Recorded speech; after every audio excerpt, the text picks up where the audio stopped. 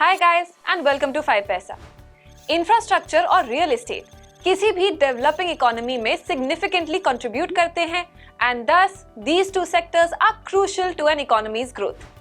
किसी भी नेशन के ओवरऑल डेवलपमेंट में इंफ्रास्ट्रक्चर एक मेजर फोर्स की तरह काम करता है and if we talk about India, here real estate and infrastructure go hand in hand, क्योंकि एक वेल प्लान इंफ्रास्ट्रक्चर सेटअप ही डोमेस्टिक रियल एस्टेट मार्केट के लिए फॉरेन इन्वेस्टमेंट को अट्रैक्ट करता है, जिससे रियल एस्टेट सेक्टर के साथ साथ कॉर्पोरेट एनवायरनमेंट की डेवलपमेंट के चलते ऑफिस स्पेस और लॉजिंग की डिमांड इंक्रीज होती है। लेकिन पब्लिक फंडिंग की कमी होने के कारण real estate sector constantly funding के नए सोर्सेज की तलाश में रहता है and this is when real estate investment trusts और रीट्स कम इनटू पिक्चर। एक ऐसा इन्वेस्टमेंट ऑप्शन जिसके थ्रू आप ना सिर्फ इंडिया बल्कि फॉरेन रियल एस्टेट मार्केट में भी इन्वेस्ट कर सकते हैं। आज से तकरीबन 60 इयर्स पहले 1960 में यूएसए में पहली बार रीट्स को इंट्रोड्यूस किया गया था ताकि इन्वेस्टर्स को रियल एस्टेट मार्केट का एक्सपोजर दिया जा सके और इन रिटर्न इस सेक्टर को भी फंडिंग मिलती रहे। और प्रेजेंट की बात करें तो रीट्स की ग्लोबल मार्केट वैल्यू $2 ट्रिलियन से ऊपर पहुंच चुकी है। तो क्यों ना फिर रीट्स के इस राइजिंग मार्केट का फायदा उठाकर अपने पोर्टफोलियो की रियल एस्टेट को इंक्रीज किया जाए। आज के वीडियो में हम बात करेंगे रीट्स की डेफिनेशन के बारे में, इससे कंसर्न सेबी की गाइडलाइंस के बारे में, रीट्स की कैटेगरीज, इसके मेरिट्स और डीमेरिट्स के बारे में, रीट्स से related taxes and of course कुछ ऐसी बातों के बारे में जो आपको पता होनी चाहिए। ये काफी डिटेल्ड वीडियो होने वाला है, तो आप चाहे तो इसको पॉज करके नोट्स ले सकते हैं। And of course guys, video शुरू करने से पहले do like, share and subscribe to our YouTube channel and don't forget to hit the bell icon for notifications. So if you're ready, let's start the video with what is a REIT? REIT और real estate investment trust एक ऐसा investment vehicle है जिसके through small scale investors भी income producing real estate में invest कर सकते हैं। इंडिया में रीट्स को सेबी द्वारा 2007 में इंट्रोड्यूस किया गया था। उससे पहले इन्वेस्टर्स रियल एस्टेट डेवलपर्स और ब्रोकर्स के थ्रू किसी हाउस या लैंड पीसेस में इन्वेस्ट किया करते थे। ऐसी इन्वेस्टमेंट्स पर रिटर्न्स के लिए इन्वेस्टर्स को प्रॉपर्टीज की लॉन्ग टर्म मार्केट वैल्यू पर डिपेंडेंट रहना पड़ता था और ये रिटर्न्स सिर्फ तभी पॉसिबल थे जब रियल एस्टेट मार्केट अपने बूमिंग फेज में हो। डेवलपर्स की बात करें तो उन्हें अपने प्रोजेक्ट्स को फंड करने के लिए बैंक्स और प्राइवेट इक्विटी फर्म से लोन्स लेने पड़ते थे जो यूजुअली हाई इंटरेस्ट रेट्स पर ही मिलते थे। और इन्हीं सारी प्रॉब्लम्स को टैकल करने के लिए सेबी ने 2008 में कुछ सेट ऑफ रूल्स का ड्राफ्ट निकाला जिसमें रीट्स को as an asset class mention किया था। सेबी ने ये मूव लोकल डेवलपर्स को फंडिंग की फैसिलिटी प्रोवाइड करने और फॉरेन इन्वेस्टर्स को इंडियन रियल एस्टेट मार्केट में एंटर करवाने के लिए किया था। और जैसे जैसे रीट्स को पॉपुलैरिटी मिलती गई, सेबी ने टाइम के साथ और भी कई रेगुलेशंस को इंट्रोड्यूस किया ताकि इस इन्वेस्टमेंट व्हीकल के ऑपरेशंस को और भी एफिशिएंट बनाया जा सके। करंटली अभी सेबी ही इंडियन स्टॉक एक्सचेंजेस पर लिस्टेड रीट कंपनीज को रेगुलेट करती है। इन कंपनीज में भी म्यूचुअल फंड हाउसेस की तरह एक स्पॉन्सर, फंड मैनेजर और एक ट्रस्टी होता है। नंबर 1, स्पॉन्सर अपने फंड से रीट्स के मार्केटिंग एफर्ट्स को सपोर्ट करता है। नंबर 2, फंड मैनेजर का काम पोर्टफोलियो के लिए प्रॉपर्टीज को अक्वायर करना होता है। एंड नंबर 3, ट्रस्टी ये मेक श्योर करता है कि रीट्स के फंड्स का यूज इन्वेस्टर्स के बेस्ट इंटरेस्ट में हो। बट हमारे लिए ये भी जानना जरूरी है कि किन बिजनेसेस को real estate investment trust consider किया जाता है। सेबी की गाइडलाइंस और रेगुलेशंस के हिसाब से रीट्स को इन फॉलोइंग रिक्वायरमेंट्स को क्वालिफाई करना जरूरी है। पहला ये है कि ट्रस्ट का प्राइमरी गोल रीट्स एक्टिविटीज को कंटिन्यू करना होना चाहिए और रजिस्ट्रेशन एक्ट ऑफ 1908 के अकॉर्डिंग ट्रस्ट को अपनी इन्वेस्टमेंट नीड्स को एज अ डीड रिकॉर्ड करना होगा और उसका minimum asset base 500 crore rupees का होना चाहिए। रीट से रिलेटेड पार्टीज जैसे कि स्पॉन्सर्स, ट्रस्टीज और मैनेजर्स डिस्टिंक्ट और लेजिटिमेट इंडिविजुअल्स होने चाहिए। ये सेबी रेगुलेशंस 2008 के शेड्यूल 2 में मेंशन्ड है। कंपनीज को ये भी डिस्क्लोज करना होता है कि पास्ट में क्या उन्होंने रेगुलेटरी अप्रूवल लेने का कोई अनसक्सेसफुल अटेम्प्ट किया था या फिर उनके पार्टिसिपेंट्स किसी रेगुलेटरी एक्शन के टारगेट थे।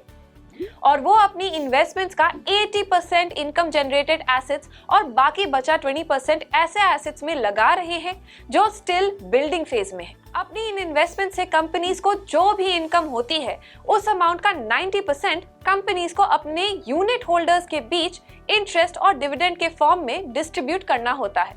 रीट कंपनीज प्राइवेट या फिर पब्लिक एंटिटीज हो सकती हैं और वेरियस टाइप के बिजनेसेस में एंगेज्ड होती हैं। इसी बेसिस पर हम रीट्स को 6 डिफरेंट कैटेगरीज में डिवाइड कर सकते हैं। So let's discuss them one by one.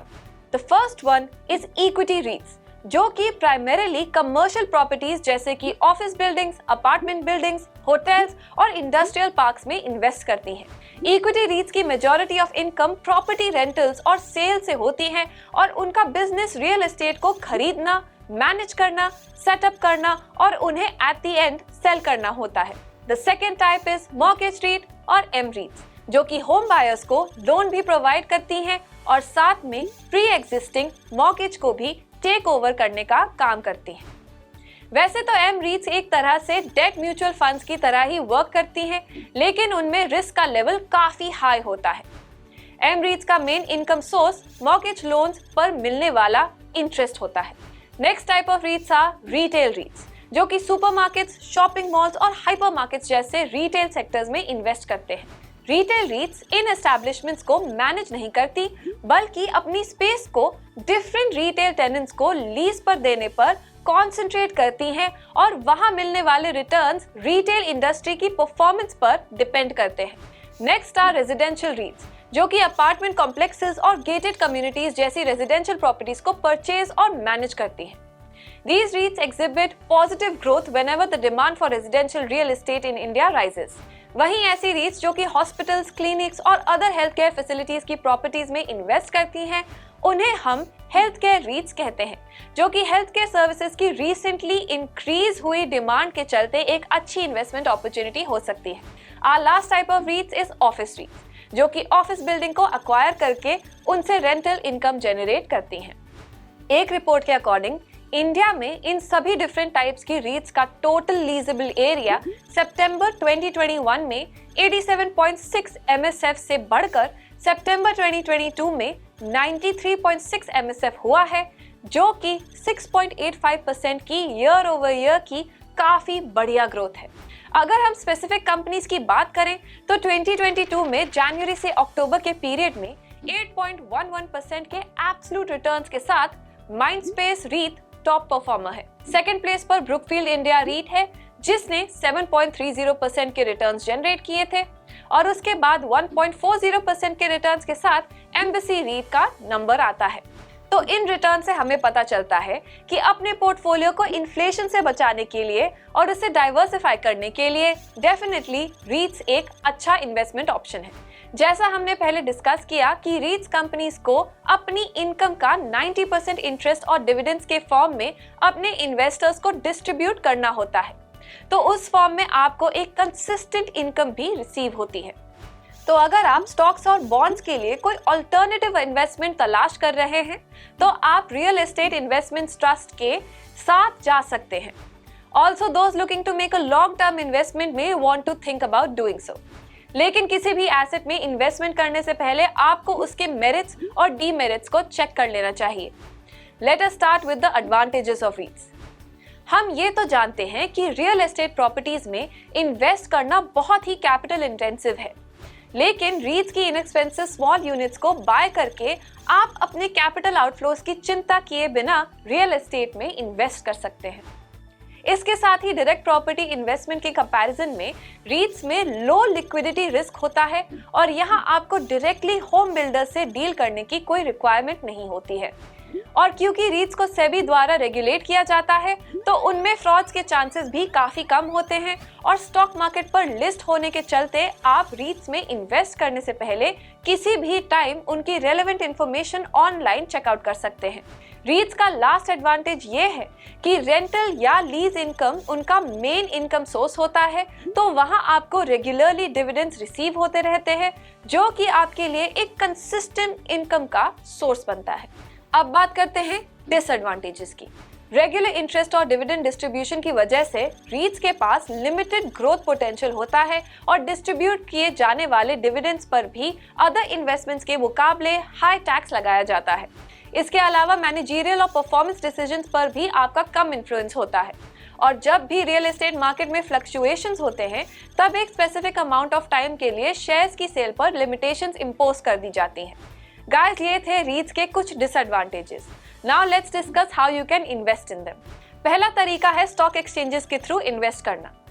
ETFs की तरह रीट्स भी एक्सचेंजेस पर लिस्टेड होते हैं और उन्हें आप ट्रेड कर सकते हैं।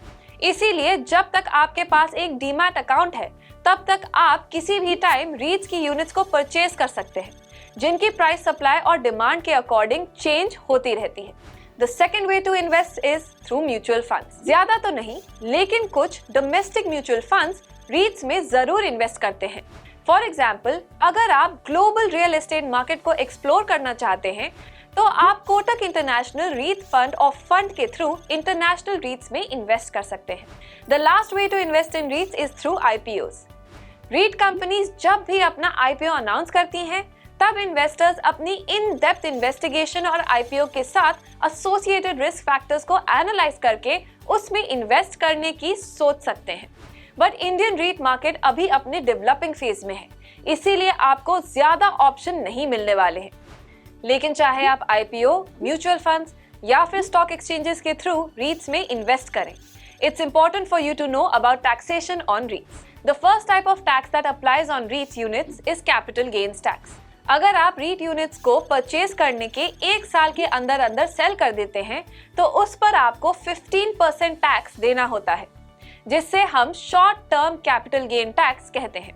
लेकिन अगर आप 3 साल के बाद अपनी रीट यूनिट्स को सेल करते हैं और उस टाइम आपको जो कैपिटल गेन होता है उस पर आपसे सिर्फ 10% टैक्स लिया जाता है, जिसे long term capital gain tax कहते हैं। रीट्स के स्पेशल टैक्स कंसेशन स्टेटस के बेसिस पर जब तक स्पेशल टैक्स ब्रेक ऑब्टेन नहीं हो जाता है तब तक डिविडेंड इनकम टैक्सेबल होती है, और अगर ऐसा नहीं होता है तो डिविडेंड इनकम पर कोई टैक्स नहीं लगाया जाता। इसके अलावा अगर स्पेशल पर्पस व्हीकल डेट के अमोर्टाइजेशन से आपको कोई इनकम होती है तो उस पर भी कोई टैक्स अप्लाई नहीं होता है। Now guys, let's discuss some points that investors should take into account before investing in REITs. First is occupancy ratio, जो कि टोटल अवेलेबल स्पेस और रेंटेड या ऑक्यूपाइड स्पेस के बीच का प्रोपोर्शन होता है। दूसरा है रीट्स के पोर्टफोलियो की होल्डिंग्स को चेक करना, जहां आप टेनेंट के प्रोफाइल्स के साथ साथ उस ट्रस्ट के क्लाइंटेल को देख सकते हैं, क्योंकि वहीं से आपको रेंट पेमेंट रिसीव होता है। ये सब आपको इसलिए भी एनालाइज करना जरूरी है क्योंकि करंटली लीज्ड और रेंटेड प्रॉपर्टीज के कैश फ्लोज की रेगुलरिटी को सेबी द्वारा रेगुलेट नहीं किया जाता है। रीट्स के पोर्टफोलियो में आपको ये भी चेक करना है कि कहीं ट्रस्ट के सारे एसेट्स यानी प्रॉपर्टीज एक ही सिटी या फिर स्टेट में ही तो नहीं है, क्योंकि रियल एस्टेट ट्रांजैक्शंस को स्टेट स्पेसिफिक लॉज गवर्न करते हैं जो कि स्टेट टू स्टेट वेरी करती हैं। इसीलिए जरूरी है कि रीट कंपनीज का asset portfolio various geographical locations में इवनली डिस्ट्रीब्यूटेड हो। ज्योग्राफी के साथ साथ रीट्स का सेक्टर डाइवर्सिफिकेशन देखना भी आपके लिए काफी इंपॉर्टेंट होता है। फॉर एग्जाम्पल, हिस्टोरिकल ट्रेंड्स के according IT sector he office space का मेन यूजर रहा है, लेकिन वर्क फ्रॉम होम कल्चर आने के बाद हम देख ही रहे हैं कि उस ऑफिस स्पेस का कितना ही कुछ यूटिलाइजेशन हो रहा है। हो सकता है कि रीट्स की परफॉर्मेंस वेकेंट स्पेसेस और लेट पेमेंट्स के चलते इम्पैक्टेड हो। इसीलिए आपके लिए ये जरूरी है कि जब भी आप रीट्स को सेलेक्ट करें तब ये मेक श्योर करें कि उसका पोर्टफोलियो बैंकिंग, FMCG, फार्मास्यूटिकल और हेल्थ केयर जैसी वेरियस इंडस्ट्रीज के अंडर डिस्ट्रीब्यूटेड हो। साथ ही आपको रीलीजिंग स्प्रेड और रोलिंग रिन्यूअल्स को भी कंसिडर करना चाहिए। लीजिंग का कमिटमेंट पीरियड टिपिकली 5 इयर्स का होता है। इस लीजिंग पीरियड के एंड होने के बाद जितने नंबर ऑफ टेनेंट्स अपने रिन्यूअल ऑप्शंस को एक्सरसाइज करवाते हैं उसे रोलिंग रिन्यूअल से शो किया जाता है। अगर रोलिंग रिन्यूअल्स की क्वांटिटी ज्यादा है तो वो रीट्स के कंसिस्टेंट रिटर्न्स को सिग्निफाई करती है। बात करें रीलीजिंग स्प्रेड की तो वो नई और एक्सपायरिंग लीजेस के पर स्क्वायर फुट के बीच का प्राइस डिफरेंस होता है और रीट्स द्वारा नई लीजेस के टाइम पर सेम प्रॉपर्टी को हाई रेंट पर कैरी आउट करने की उनकी कैपेसिटी को रिप्रेजेंट करता है। इन सभी फैक्टर्स के अलावा रेंटल इनकम की कंसिस्टेंसी, इंटरेस्ट रेट्स, इकोनॉमी में होने वाले ऑल्टरेशंस, स्पॉन्सर और मैनेजर का एक्सपीरियंस और कंपनी का ब्रांड नेम भी रीट्स की परफॉर्मेंस को इम्पैक्ट करता है। अगर इन्वेस्टर्स इन सभी फैक्टर्स को एक बार कंसिडर कर लें तो ये डेफिनेटली रीट्स उनके लिए रियल एस्टेट में पार्टिसिपेट करने का सिंपलेस्ट तरीका बन सकता है, क्योंकि डिविडेंड्स जैसे एडवांटेजेस इन्वेस्टर्स के पोर्टफोलियो को लिक्विड बनाते हैं। लेकिन इनमें इन्वेस्ट करने से पहले आपको अपनी रिसर्च जरूर कर लेनी चाहिए। So guys, this was all about real estate investment trust और रीट्स। आई होप कि हमारे इस डिटेल्ड वीडियो से आपको काफी कुछ सीखने को मिला होगा। आगे भी हम आपके पर्सनल फाइनेंस से रिलेटेड ऐसे ही वीडियोस लेकर आते रहेंगे। Till then, like, share and subscribe to 5 Paisa YouTube channel and stay tuned.